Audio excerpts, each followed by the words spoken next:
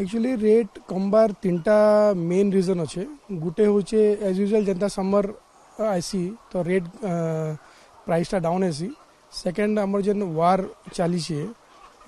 अरब देश रे तो आमर इंडिया रू जेन एग्स जाऊला एक्सपोर्ट होता तो से एक्सपोर्टेशन बंद हो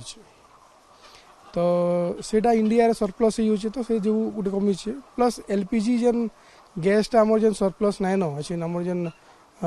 शॉर्टेज चली होटेल आउ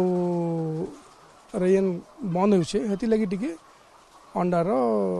रेटा डाउन चली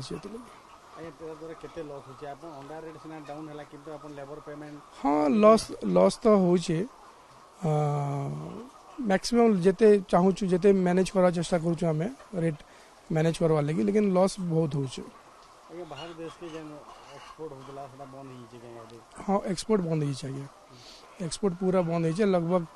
पर डे 1 करोड़ पाखापाखि जाऊला से सब बंद हो आम लोकाली जाऊे लेकिन जेन बड़ बड़ फार्मर जेन अच्छा एक्स मैंने जाऊला से तो बंद हो लोकल बुलूचे अच्छी से तो आमके एफेक्ट हो